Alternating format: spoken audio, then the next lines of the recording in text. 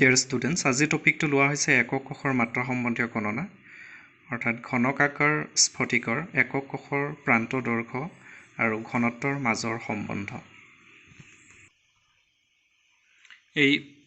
এইখিনি কথা সেকেন্ড ইয়াৰ আৰু ফাইনেল ইয়াৰৰ কাৰণে খুব জৰুৰী। যেটো সম্বন্ধ পাম এই সম্বন্ধটোৰ পৰা প্ৰায় প্ৰবলেম অহা দেখা যায়। তো ভিডিঅ'টি শেষলৈকে চাবা বুলি আশা থাকিল। তো একক কোষৰ দাঁতি দৈৰ্ঘ্যৰ পৰা ইয়াৰ আয়তন গণনা কৰিব পাৰি। আকৌ পদাৰ্থটোৰ ঘনত্ব জানিব পাৰিলে একক কোষত থকা পৰমাণু কেইটাৰ ভৰ গণনা কৰিব পৰা যায়। এটা পৰমাণুৰ ভৰ সঠিককৈ নিৰ্ণয় কৰিব পাৰিলে এভোগাড্ৰৰ ধ্ৰুৱকৰ মানো শুদ্ধকৈ পাব পাৰি। তো ইহঁতৰ মাজৰ যেটো সম্পৰ্ক হেতু আমি প্ৰথমতে উলিয়াম, তাৰ পিছত প্ৰবলেম কেইটামান কৰিম। তো ফাৰ্স্ট ধৰি লোৱা হৈছে যে ঘনকীয় একক কোষৰ দাঁতি দৈৰ্ঘ্য a বুলি ধৰি লোৱা হৈছে আৰু ক্ৰিষ্টেলটোৰ ঘনত্ব d আৰু ইয়াৰ মোলাৰ ভৰ কেপিটেল M। ঘনকীয় ক্ৰিষ্টেলটোৰ একক কোষ এটাৰ আয়তন হ'ব a কিউব। এইটো ঘনকৰ সূত্ৰ মতে, ঘনকৰ আয়তনৰ সূত্ৰ মতে, কাৰণ ঘনকৰ আয়তন দৈৰ্ঘ্য হ'ল কিউব আৰু একক কোষটোৰ ভৰ হ'ব একক কোষটোত থকা পৰমাণুৰ সংখ্যা পূৰণ প্ৰতিটো পৰমাণুৰ ভৰ। তো পৰমাণু যদি z থাকে আৰু প্ৰতিটো পৰমাণুৰ ভৰ m হয়, তেতিয়াহ'লে একক কোষটোৰ মুঠ ভৰ হ'ব z into m। কিন্তু আমি জানো যে এটা পৰমাণুৰ ভৰ small m is equal to molar ভৰ ডিভাইডেড বাই এভোগাড্ৰৰ সংখ্যা। তো small m is equal to capital M by Na। Therefore একক কোষৰ ঘনত্ব কিমান হ'ব? একক কোষটোৰ ভৰ ডিভাইডেড বাই একক কোষটোৰ আয়তন। তো একক কোষটোৰ ভৰ পাইছিলোঁ আমি z into স্মল m আৰু একক কোষটোৰ আয়তন পাইছিলোঁ a কিউব। এই ৰিলেশ্যনটো পাম d is equal to z small m divided by a cube। Small m মানে পাইছোঁ আমি m divided by capital M divided by Na। তো স্মল m ৰ ঠাইত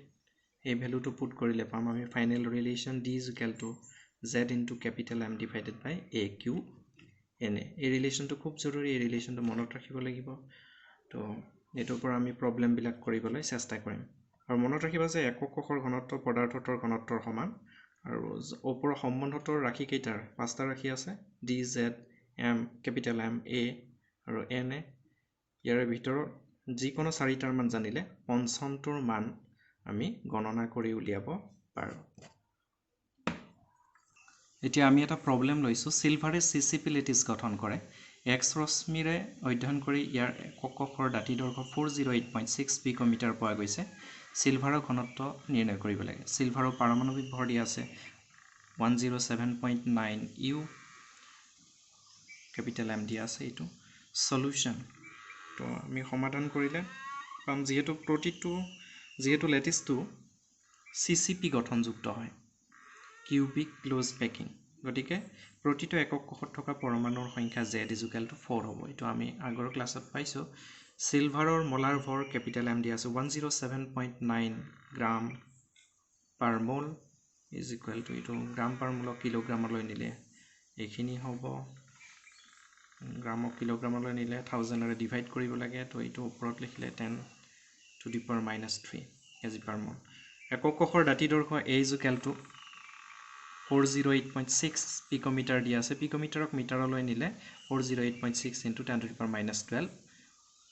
মিটাৰ হ'ব। তেতিয়া 10 to the power minus 12 পূৰণ দিব লাগে পিকোমিটাৰৰ পৰা মিটাৰলৈ কনভাৰ্ট কৰিলে। তো এইটো হৈছে ইউনিট কনভাৰ্সন। ঘনত্ব এটাকে ঘনত্ব d is equal to ৰিলেশ্যনটো আমি পাইছিলোঁ z capital M divided by a cube। এনে এই ভ্যালুবিলাক পুট কৰিলে z ৰ ভ্যালু 4, capital M ৰ ভ্যালু এইখিনি 107.9 into 10 to the power minus 3 kilogram per mole. দাঁতি দৈৰ্ঘ্য এৰ ভ্যালু দি আছে 408.6 into 10 to the power minus 12 metre. ইয়াৰ ওপৰত কিউব আছিলে, কিউব ইনটু এইটো হৈছে Na হৈছে এভোগাড্ৰৰ সংখ্যা। এভোগাড্ৰৰ সংখ্যা আমি মনত ৰাখিব লাগিব, এইটো হৈছে 6.022 into 10 to the power 23 পাৰ মোল। এইখিনি ক্যালকুলেশন কৰিলে পাম আমি 10.5 into 10 cube kilogram per metre cube is equal to কিলোগ্ৰামৰ পৰা গ্ৰামত নিলে এইখিনি পাবা 10.5 গ্ৰাম পাৰ সেন্টিমিটাৰ কিউব এইটো এমকেএস আছিল এইটো সিজিএস পদ্ধতি নেক্সট এটা এক্সাম্পল লোৱা হৈছে এটা মৌলৰ মলাৰ ভৰ 2.7 into 10 to the power minus 2 kilogram per mole মৌলতে ঘনকীয় লেটিছ গঠন কৰে ইয়াৰ একক কোষৰ দাঁতি দৈৰ্ঘ্য 405 পিকোমিটাৰ আৰু মৌলতৰ ঘনত্ব 2.7 into 10 cube kilogram per metre cube হলে ঘনকীয় একক কোষটো কোন শ্ৰেণীৰ হ'ব উলিয়াব দিছে তো সমাধান কৰিলে আমি পাম তো ইয়াতে কি দিয়া আছে এইখিনি চোৱা যাওক প্ৰথমতে কাৰণ দিয়া থকাখিনিৰ পৰা আমি প্ৰবলেমটো সলভ কৰিব লাগিব তো d is equal to 2.7 into 10 cube kilogram per meter cube দিয়া আছিলে আৰু মলাৰ ভৰ দিয়া আছে m is equal to 2.7 into 10 to the power minus 2 kilogram per mole a দিয়া আছে 405 picometer পিকোমিটাৰক মিটাৰলৈ নিলে হ'ব 405 into 10 to the power minus 12 meter পিকোমিটাৰৰ পৰা মিটাৰলৈ নিলে 10 to the power minus 12 পূৰণ কৰিব লাগে is equal to হ'ব 4.05 into 10 to the power minus 10 meter আৰু এনে to number of Avogadro 6.022 into 10 to the power 23 এটো ভ্যালু মনত ৰাখিব লাগিব যেহেতু আমি পাইছিলো d is equal to z into capital M divided by a cube n তো ইয়াৰ পৰা কনভাৰ্সন কৰিলে কাৰণ z ৰ ভ্যালুটো হে লাগে z টো ইফালে ৰাখি d টো ইফালে আনিলে তোমাৰ কনভাৰ্সন কৰিলে এটো হ'ব d into a cube n divided by capital M তো ভ্যালু বিলাক পুট কৰি দিলে হল গতি বিলাক ভ্যালু আমি পাইছিলো d ৰ ভ্যালু পাইছো a ভ্যালু পাইছো n ৰ ভ্যালু পাইছো capital M ৰ ভ্যালু পাইছো তো পুট কৰা হৈছে ইয়াতে পুট কৰি ক্যালকুলেশন কৰাৰ পিছত আমি লাষ্ট কিমান পাইছো 4.004 আৰু এটা approximately 4 হয় আৰু যেহেতু একক কক্ষত থকা পৰমাণুৰ সংখ্যা কিমান পালো z is equal to 4 আৰু 4টা একক কক্ষত যদি 4টা পৰমাণু থাকে তেতিয়া হলে এইটো একক হ'ব পৃষ্ঠকেন্দ্ৰিক ঘনকীয় FCC বা CCP কিউবিক ক্লোজ প্যাক্ট গতিকে আমি এনসাৰটো পালো যে একক কক্ষৰ প্ৰকাৰ হ'ব পৃষ্ঠকেন্দ্ৰিক ঘনকীয় একক কক্ষ FCC মানে হৈছে face centred cubic unit cell next এটা এক্সাম্পল লৈছো এক্স ৰশ্মি অপৱৰ্তন পৰীক্ষাৰ দ্বাৰা দেখা গৈছে যে কপাৰে FCC লেটিছ গঠন কৰে আৰু ইয়াৰ একক কক্ষৰ দাঁতি দৈৰ্ঘ্য হ'ল 3.608 into 10 to the power minus 8 cm আন এক পৰীক্ষাত কপাৰৰ ঘনত্ব 8.92 গ্ৰাম পাৰ সেন্টিমিটাৰ কিউব পোৱা গৈছে কপাৰৰ পাৰমাণৱিক ভৰ গণনা কৰা তো ইয়াতে কি দিয়া আছে চোৱা যাওক FCC লেটিছৰ ক্ষেত্ৰত প্ৰতি একক কক্ষত থকা পৰমাণুৰ সংখ্যা আমি জানো z is equal to 4 হয় ইয়াৰ দাঁতি দৈৰ্ঘ্য দিয়া আছে a is equal to এইখিনি ঘনত্ব দিয়া আছে d is equal to 8.92 gram per centimetre cube এভোগাড্ৰোৰ ধ্ৰুৱক na আমি জানিব লাগিব এটো 6.022 into 10 to the power 23 আমি জানো relation to d is equal to z into capital M divided by a cube na তো m ৰ ভ্যালুটো লাগে আমাক m is equal to তো কনভাৰ্সন কৰিলে আমি পাম a cube na into d divided by z value বিলাক পুট কৰি দিলে হল ইয়াতে পুট কৰি ক্যালকুলেশন কৰিলে কিমান পাব 63.1 গ্ৰাম পাৰ মোল গতিকে কপাৰৰ পাৰমাণৱিক ভৰ হ'ব 63.1 u লাষ্ট এটা এক্সাম্পল হৈছে এটা মৌলৰ ক্ৰিষ্টেলটো দেহকেন্দ্ৰিক ঘনকীয় গঠনযুক্ত ইয়াৰ একক কক্ষৰ দাঁতি দৈৰ্ঘ্য 288 পিকোমিটাৰ মৌলটোৰ ঘনত্ব 7.2 গ্ৰাম পাৰ সেন্টিমিটাৰ কিউব হলে পদাৰ্থটোৰ 208 গ্ৰাম ভৰত কিমানটা পৰমাণু আছে গণনা কৰিব লাগে তো সলিউশন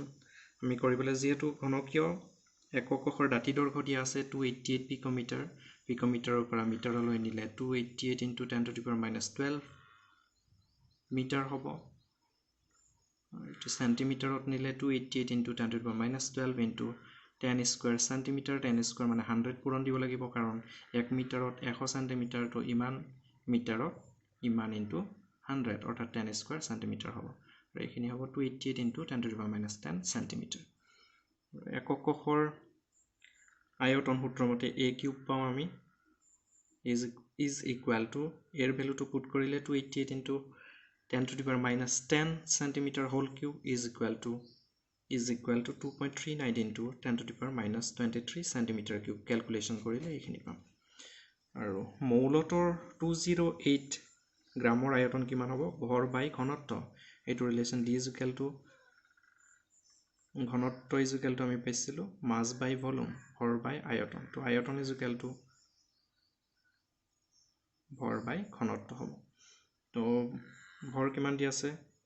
is equal to 208 গ্ৰাম আৰু ঘনত্ব দি আছিল 7.2 গ্ৰাম per centimeter cube ক্যালকুলেশন কৰি লব বা 28.88 centimeter cube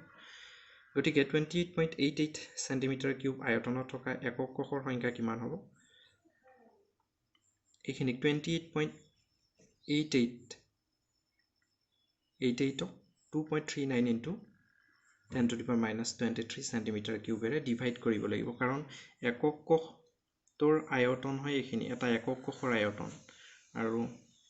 মৌলটোৰ মুঠ আয়তন দিয়া আছিল ইমান তো কিমানটা একক কোষ থাকিব